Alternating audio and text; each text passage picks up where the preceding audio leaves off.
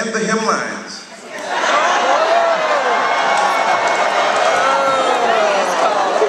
I feel your pain.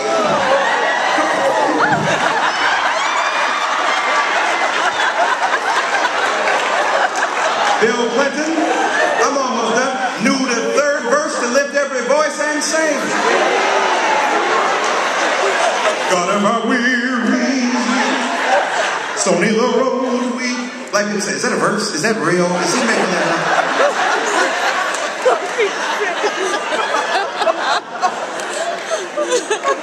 But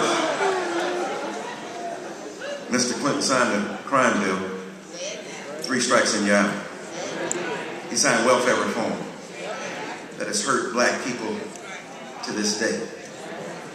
He dissed Lonnie Guinier, Sister Soldier, Jesse Jackson, and Jocelyn Elvis. Instead of dissing Jocelyn Elvis and firing her, had he listened to her? Because she was talking about alternative methods for engaging the imagination that avoided complications of disease. Yep. And he fired her for telling the truth. So my point is that Bill Clinton was a beloved man, but we demanded things of him. Jimmy Carter, Ronald Reagan, Gerald Ford, and every president there's been, we said, be responsible to the issue of race. We can't exempt Obama, because after him, more than likely, will be another white person. And if the first thing they do is say, you didn't ask nothing to him, don't say nothing to me, we would be caught. It is our responsibility to say to Mr. Obama, we know you got a tough situation. These folk don't want to hear nothing about race. You talking, they get upset. This is why the Deltas must chime in. This is why you must advocate for black people unabashedly and unashamedly. It is not that you're not concerned about the broader American scene. Mr. Obama is too. But Mr. Obama, as president of all, must be advocated for and to by black people who have not forgot their job. Some of us are politicians. Some of us are prophets. Some of us are social activists. Some of us engage in the rendering of service. Mr. Obama must hear the depth of black pain, feel the urgency of black suffering, and know from black leaders that as proud of him as we are, he must do his part to tell the truth about America. 16.5% unemployment among black people is not a black problem.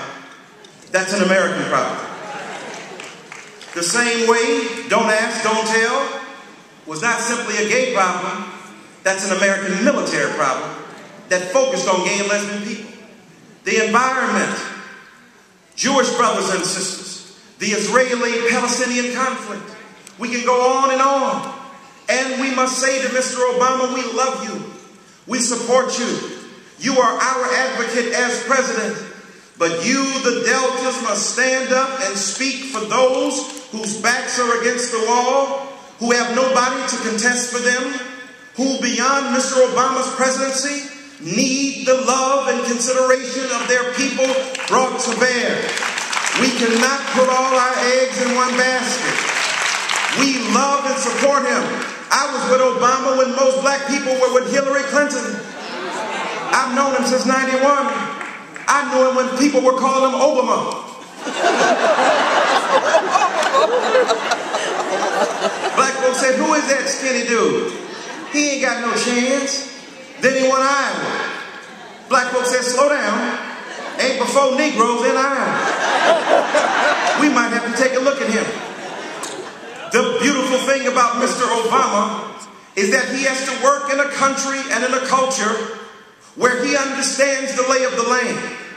He understands the difficulty of arguing in a bipartisan fashion for the resources that should be distributed more equitably among all of us. That's his job. Our job job is to say we must press vociferously and have a stronger voice and a stronger presence in making arguments in behalf of the least of these. That is your job. Mr. Obama has his job.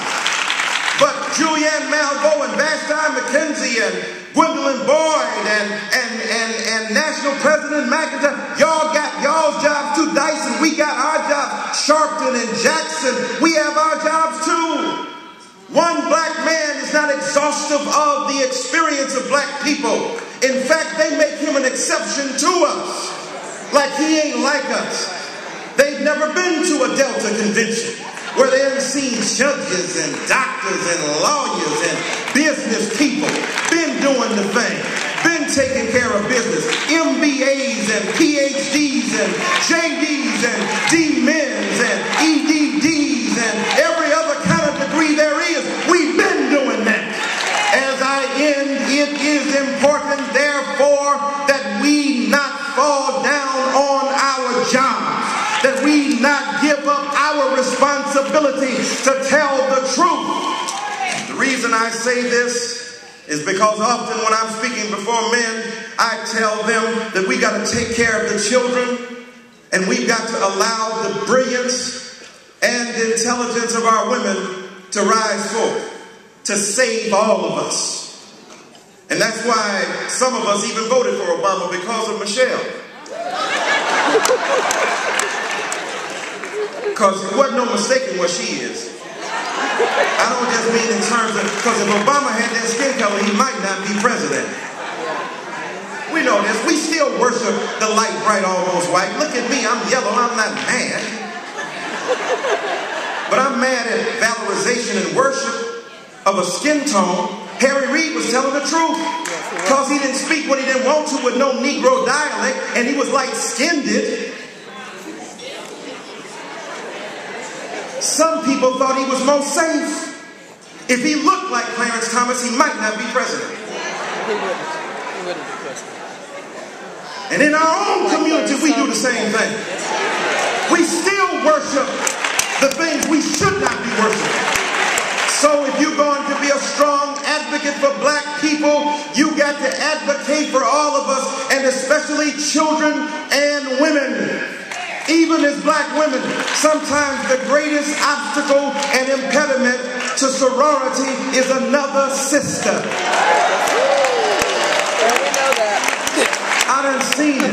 The hate, the disrespect, the condescension, the vituperation, the filthy mindedness, the nasty speech, one sister on another, black on black rhetorical homicide.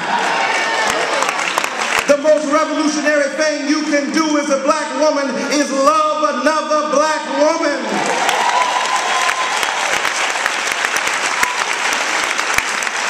I'm in now. See, then you can teach our children how to love black women.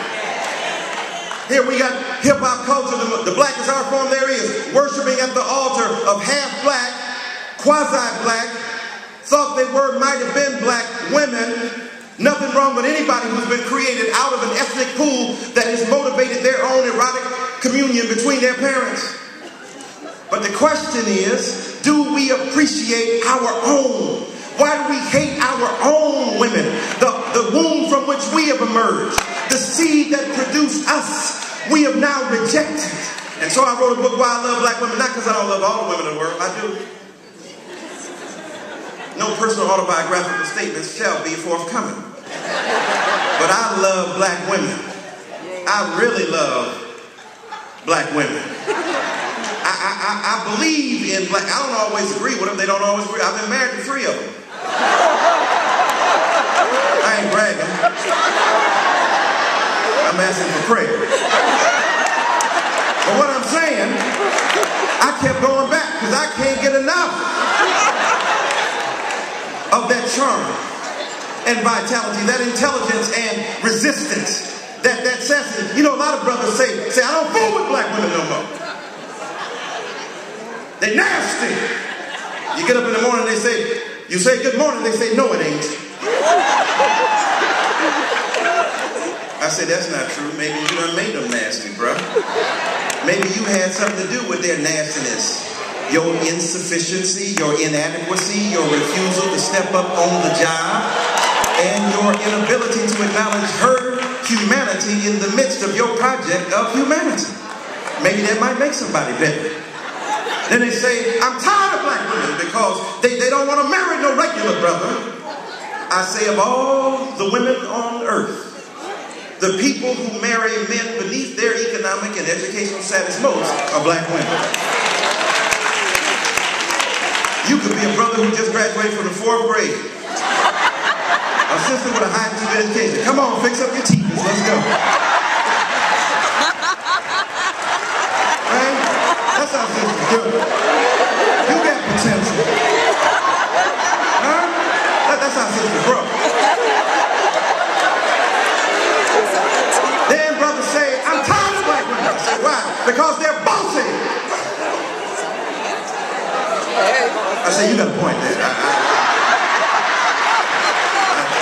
I can't lie about that. I'm done, but thank God for bossy black women. Because some of us wouldn't even go to school without a bossy black. Get your black butt up now. Make up your bed, brush your teeth, and fill out that college application. Negro.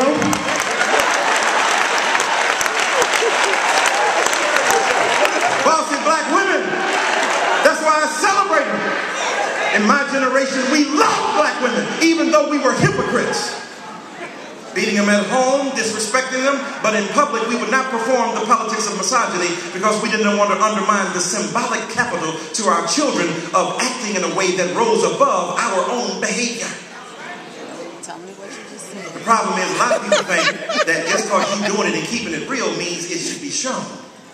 Keeping it real ain't a value if it's real stupid, real destructive, and real ignorant. Live above your pathology.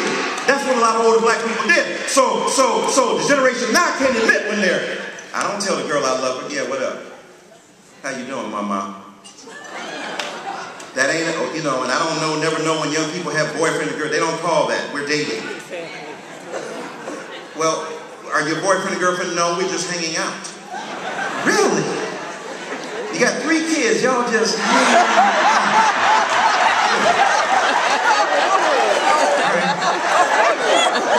Keep on hanging out. So in my generation, we love women, even through our song. We didn't mind admitting that they made us lose our minds. Have you seen her? Tell me, have you seen her? I see her face as the cold wind blows on the street, even at the picture show. Have you seen her? Why, oh why did she have to leave? Go away. And go away? Oh, I've been used to having someone to lean on. Now I'm at the mall. You're here. I'm there. Where are you? Baby, I'm lost without you. And then, my God, sometimes the girl would make us see things. Today I saw somebody who looked just like you. I swear she did. She walked like you too. I'm going to tell you what. I thought it was you. Wait a minute, what happened? And she turned the corner. I called out. Shanae. Oh, I'm sorry, baby. But you're still kind of fine. Can I get that man? I just want to say. And then, I'm almost done. And then the girl would turn us into a stalker. Each day through my window, I watch her as she passes by. Wait a minute, slow down. You watching that girl every day? For 5 years, you've been call the police on that stalker. And then, I'm almost done. Then, all these young men talk about all the diamonds they got. We used to tell a girl we didn't have nothing. See if she like you for you, not for what you got.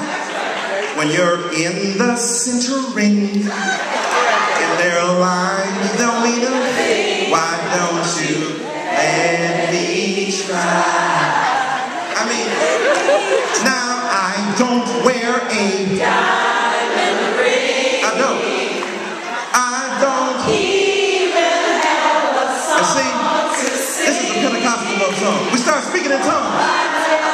La la la la la la. Let's not do that. Huh? I love you. Oh, baby, please now. But check this out. Now what they singing? You remind me of my G.